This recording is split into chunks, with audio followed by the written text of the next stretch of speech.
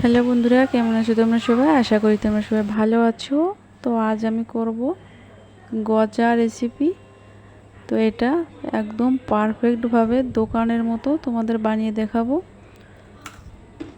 তো এটা ছোট বড় সবাই খুবই পছন্দ করবে এবং একদম পারফেক্টভাবে বানাবো। তো পুরো রেসিপিটা দেখার অনুরোধ রইল, আশা করি তোমাদের ভালো লাগবে। তো এখন আমি চলে যাব রেসিপিতে। তো প্রথমে আমি এখানে আটা নিয়েছি। এখানে তোমরা ময়দাও নিতে পারো নিতে চাইলে। তো আমি এখানে 1.5 কাপের মতো আটা নিয়েছি। এবার আমি লবণ দিয়ে দিচ্ছি পরিমাণ মতো। এখানে দিয়ে দিচ্ছি গরম মশলার গুঁড়ো। গরম মশলার গুঁড়োটা দিলে ভালো একটা ফ্লেভার আসবে এবং খেতেও ভালো লাগবে। আর দিয়ে দিচ্ছি বেকিং পাউডার 1/2 চা চামচ। তো সমস্ত উপকরণগুলো ভালো করে মিশিয়ে আমি এখানে জল দিয়ে রুটি তৈরি করার মতো একটি ডো তৈরি করে নেব। একদম নরমও না, একদম শক্তও না, নরমাল রুটি তৈরি করার মতোই মেখে নেব আটাটা। তো আমি ভালো করে মেখে নিয়েছি। এবার আমি দুটো ডো তৈরি করে নিয়েছি। আমি ওখানে অর্ধেকটা নিয়েছি। এটা দিয়ে আমি একটি রুটি করব মোটা করে। এটা মোটা করে একটি রুটি করতে হবে। তো আমি ভালো করে একটু মেখে নিচ্ছি। এবার আমি এখানে মোটা করে আমি এখানে একটি রুটি তৈরি করে নেব।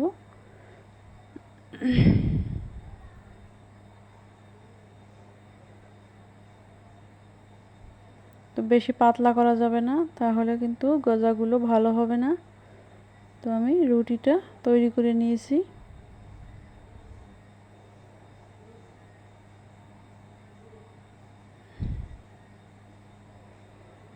তো দেখো এতটুকু মোটা করলে হবে। এর থেকে পাতলা হলে কিন্তু ভালো হবে না, বা এর থেকে মোটা হলেও ভালো হবে না। এটা তেলে দিলে এমনিতেই ফুলে উঠবে।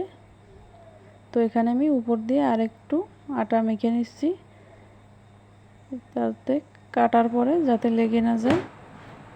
তো আমি ছুরি দিয়ে পাশটা একটু সমান করে কেটে নিচ্ছি। তো ছুরি দিয়ে আমি এখানে 3টি খণ্ড করে নিচ্ছি। তোমরা এর থেকে ছোট বড় করে নিতে পারো। তো এবার ছুরি দিয়ে আমি ছোট ছোট করে কেটে নেব। বেশি মোটা করা যাবে না, তাহলে কিন্তু মুচমুচে হবে না গজাগুলো।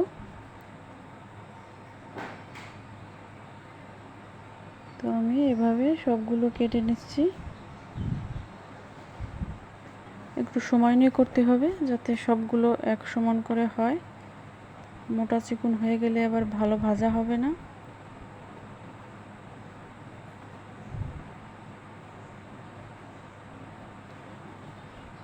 তো এখানে অবশ্যই উপর দিয়ে একটু আটা দিয়ে নিতে হবে, তা না হলে কিন্তু কাটার পরে লেগে যাবে।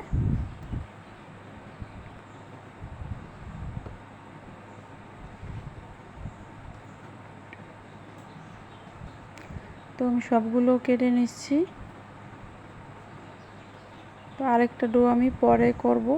এটা আমি ভাজতে থাকবো। আরেকটা রুটি দিয়ে আমি পরে কেটে নেব।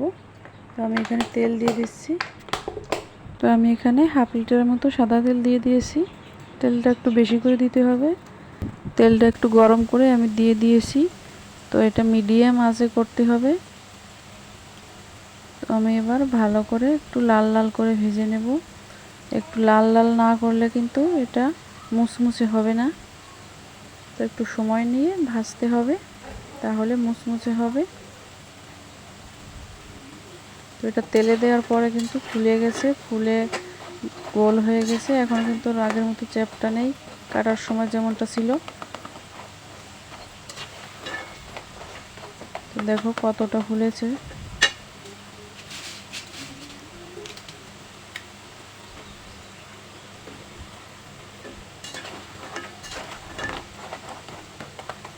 ঘন ঘন একটু নাড়াচাড়া করতে হবে যাতে এক পাশ পুড়ে না যায়।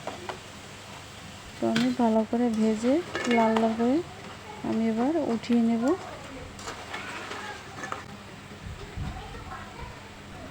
তো আর অর্ধেকটা দিয়ে আমি আরেকটা রুটি করে কেটে নিয়েছি। তো এগুলো আমি দিয়ে দেব।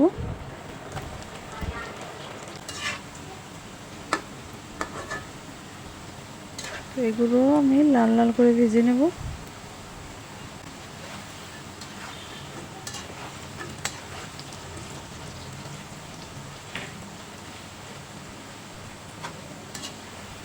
ঘন ঘন একটু নাড়াচাড়া করে নিতে হবে।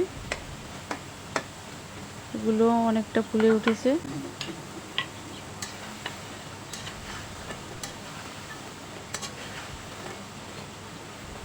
ঘন ঘন একটু নাড়াচাড়া করে নিতে হবে, তাহলে ভালো ভাজা হবে।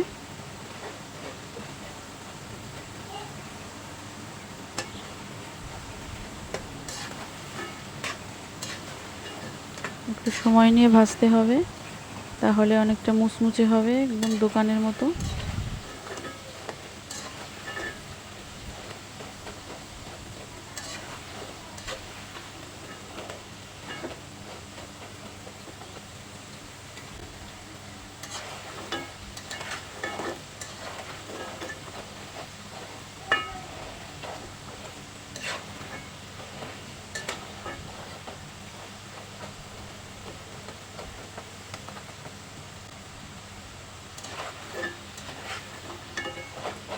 বেশি আঁচে করা যাবে না, মিডিয়াম আঁচে করতে হবে, তা না হলে কিন্তু পুড়ে যাবে, মুচমুচে হবে না বা ভালো লাগবে না। আর এটা বেশি লাল করা যাবে না, তাহলে কিন্তু খেতে ভালো লাগবে না।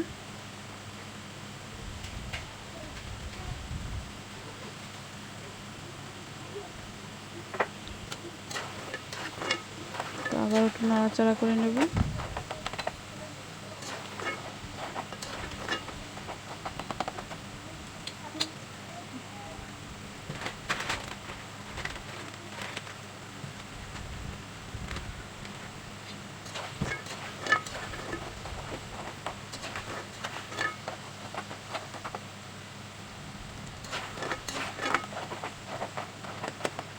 তো এগুলো হয়ে এসেছে।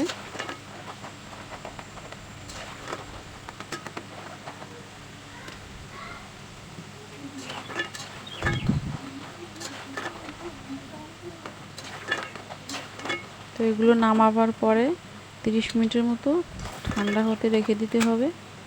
ঠান্ডা হলে মুচমুচে হবে, গরম অবস্থায় শিরার ভিতরে দিলে কিন্তু মুচমুচে হবে না।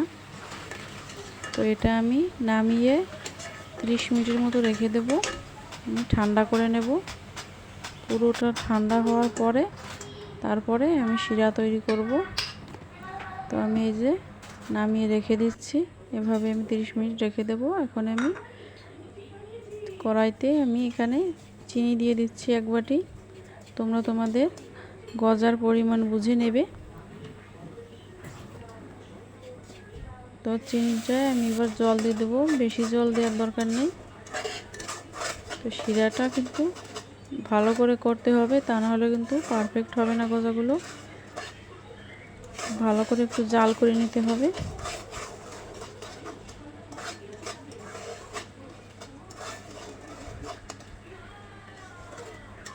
শিরাটা পারফেক্টভাবে না করলে কিন্তু গজাটা ভালো হবে না।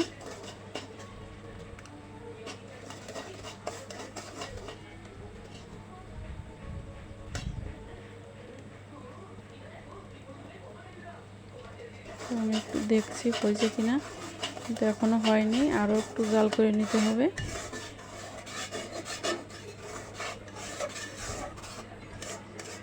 পাশ দিয়ে লেগে যাচ্ছে, শিরাটা হয়ে এসেছে অনেকটাই।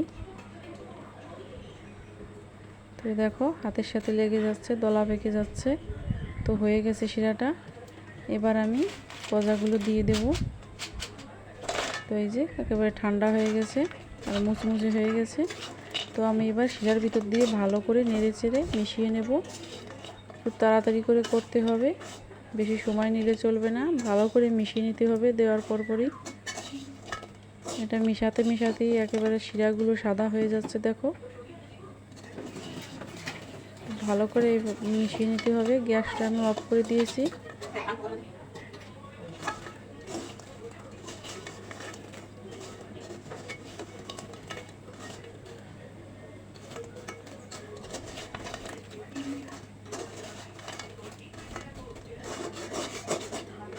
শিরাটার সঙ্গে ভালো করে মিশিয়ে নিচ্ছি। একটু ঘন ঘন নাড়াচাড়া করে ভালো করে মিশিয়ে নিতে হবে। জমে গেলে শিরাটা গজার সঙ্গে আর মিশবে না।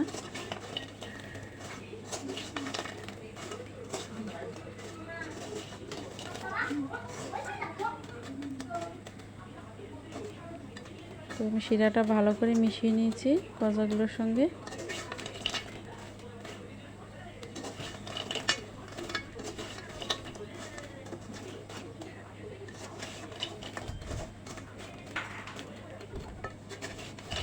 তোমরাও বাড়িতে এভাবে খুব সহজে বানিয়ে নিতে পারো। বাইরে থেকে কিনে খাওয়ার থেকে বাড়িতেই একেবারে স্বাস্থ্যসম্মতভাবে বানাতে পারো।